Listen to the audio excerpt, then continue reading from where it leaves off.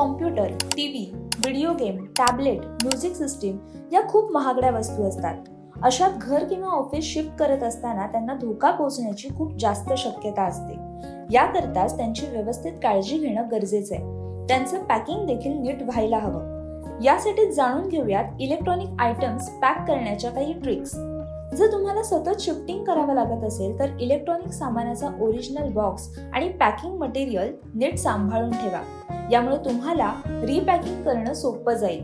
Electronic वस्तू खूप नाजूक असतात. यासाठीच त्यांना पॅक करताना बबल रॅपिंग, कुशनिंग मटेरियल आणि पॅकिंग पेपरचा वापर करा.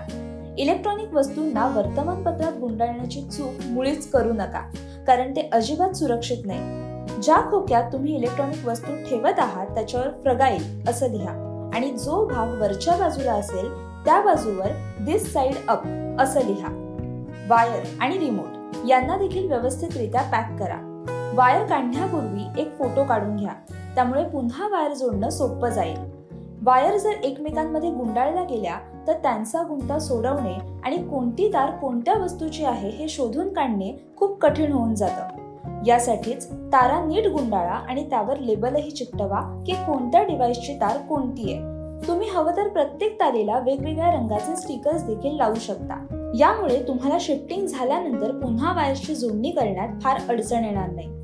जर तुम्हाला इलेक्ट्रॉनिक वस्तू कशा पॅक कराव्यात याबद्दल माहिती नसेल तर तुम्ही युजर मॅन्युअल देखील वाचू शकता. त्यात या संदर्भातली सगळी माहिती दिलेली असते. त्यामुळे तुम्हाला पॅकिंग करणं सोपं जाईल. प्रत्येक खोक्यामध्ये कोणती वस्तू आहे याची एक यादी तयार करा. इलेक्ट्रॉनिक वस्तूची नीट जोडणी करण्यापूर्वी आधी सर्व गोष्टी एकत्र आहेत की नाही याची खात्री करून घ्या. आणि अशाच नवनवीन टिप्ससाठी आणि माहितीपूर्ण व्हिडिओसाठी माय महानगर मानिनीला नक्की सबस्क्राईब करा.